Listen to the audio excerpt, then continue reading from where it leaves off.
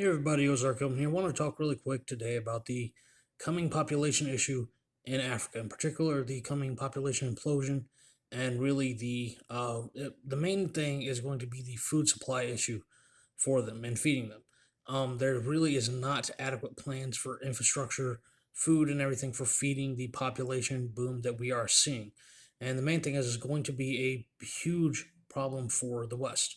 As we see right now, the Western governments are drastically just kind of focus on my channel. I've always focused on politics, focusing especially on culture, politics, demographics, etc. The Western governments are in particular drastically working against the native peoples of the Western countries, especially the Western peoples of the Western countries. We see Europe, Central Europe, EU countries are being forced to take mass foreign migrants. Now, even Ireland is having them bust in against the wishes of the people.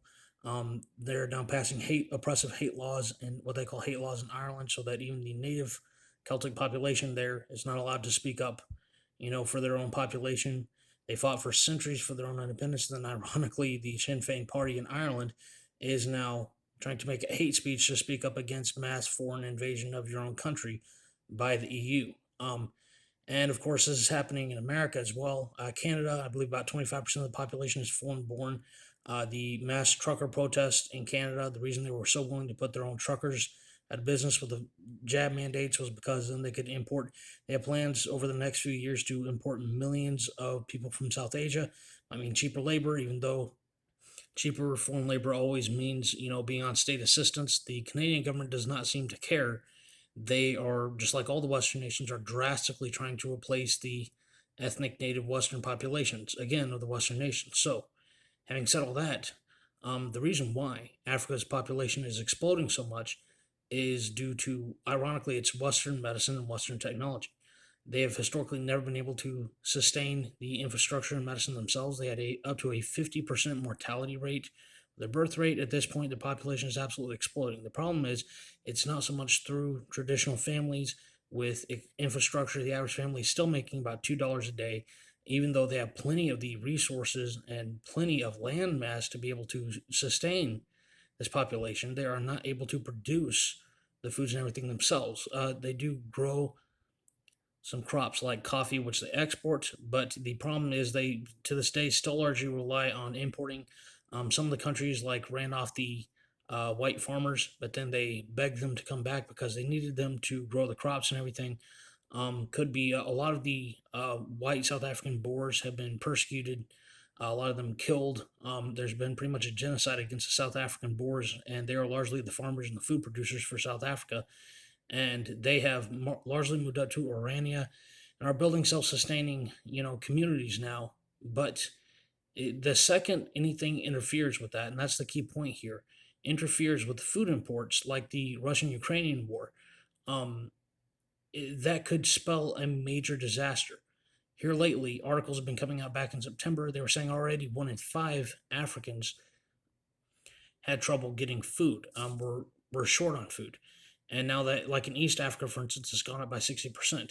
As you can see, back in 2000, it was only a little over 800 million. In 2016, it was 1.2 billion.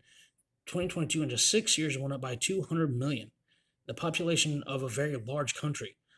And in Nigeria alone, this is almost all in sub-Saharan Africa. Nigeria alone, 213 million is the current population. It wasn't anything like that, just a few decades ago. But the main problem is, again, they are not building and do not seem to be capable of building and maintaining the necessary infrastructures industry. Most of the farming that they do have is very localized and very primitive. They do not seem to be able to industrialize. Now, China has largely economically taken over Africa, and Russia as well has had major economic influences in Africa. But while they prefer Western help, at the same time, they now depend on Western help. And as we've seen, the war with Ukraine and Russia has strained a lot of energy needs in Europe.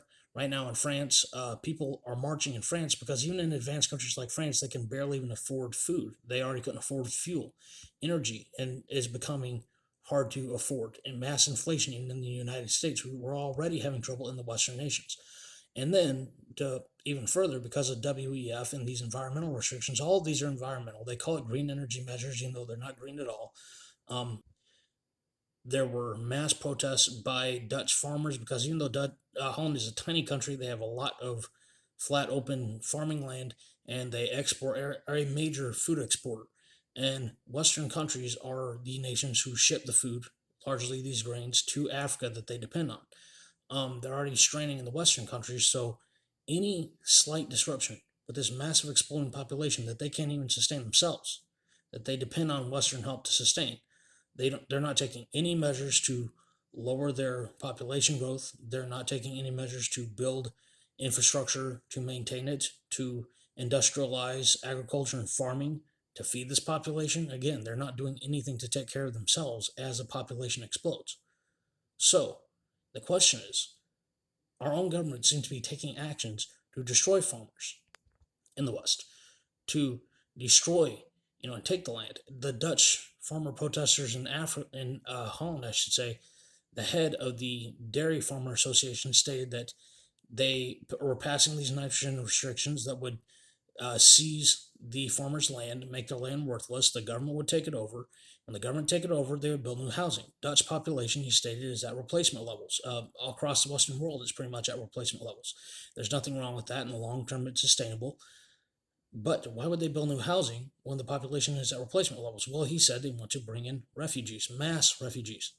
And the way you create that starvation crisis, which is already a very delicate balance, a very large percentage of young Africans, something like a third of their population is extremely young, something like well under 30. And again, this population, they're already typically growing their population by adolescence, very early pregnancy rates, and something like 40% of young Africans say that they want to leave their communities and that they want to go to Europe and the United States, with massive, state welfare and a lot of assistance programs. Of course, that's why we have, literally 5 million people flooding across. We see much the same problem in Central America, a lot of Latin America, population growth booming beyond their capability, to feed themselves and take care of themselves. And so they claim refugee status and just pour illegally across the United States border. This is going to be a problem for the United States and especially Europe.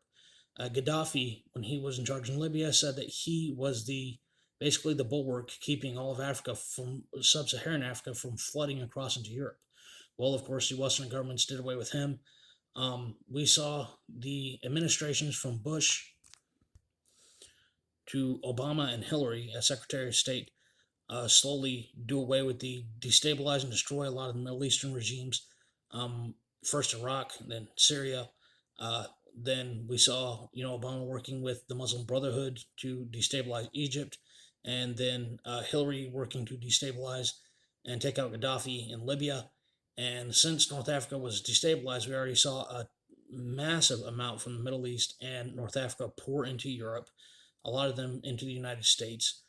Hillary largely worked to destabilize Central America, on top of the problems that they're already just having there, and again, not slowing down their population growth or adjusting to it. And again, Africa, though, is the major ticking proverbial time bomb here, because any disruption to the food chain, and we're going to have hundreds of millions of starving people pouring out of Africa, pouring into the United States, pouring into Europe, and oddly enough, our own Western governments seem to be trying to push this to happen, seem to be disrupting, even trying to seize farmers' land, put Canadian truckers out of business, restrict, United States agriculture and businesses with COVID restrictions. Now they're calling it climate crisis. Oddly enough, with green energy, so-called green energy measures that aren't even green, seizing Western lands, destroying Western crops, that is actually creating a starvation crisis in the third world, where the population is growing beyond its sustainability, where again, they're not doing anything to build infrastructure or food, industrialize agriculture for their own populations. And again, the powers that be know this, and they know that any slight disruption means hundreds of millions of potentially starving people. And of course, like always, our governments will say it's our Western nation's responsibility to take everybody in. But this is why this is potentially the biggest crisis for the Western nations in the history of mankind, because it would mean hundreds of millions of starving people, and all of them flooding all at once into Europe and into the United States, which of course we can't sustain, would completely displace our population even faster, which seems to be the goal of our governments lately. So, what are your thoughts on it? We better start demanding, if we have a solution to this, if there's going to be a solution to this, it seems like it's going to be demanding, self-sustainability for Africa, industrialization of agriculture. It can be done. It should be done. And yet, the powers that be are not doing it. And again, for purpose. So we better start demanding it. We better start speaking up against it now and know what's coming down the pike, because no one else is looking out for us. Our own governments are actively working against us. So know what's coming down the pike. Know why they're doing it. Know what's happening. Know that our countries are going to get flooded. But as all the experts have said, they need to be helped right where they are. Demand that the industrialization of agriculture and infrastructure happen right now. Because these are hunter-gatherer populations that have moved beyond the precipice where hunting and gathering and small-scale farming can sustain them, and they have no plans otherwise. They are going to have to industrialize their agriculture. Demand that now. Talk to your politicians, state, local, federal level, all of it, and start to demand this kind of thing to prevent this from happening. This is Ozark Coming. You'll have a good one.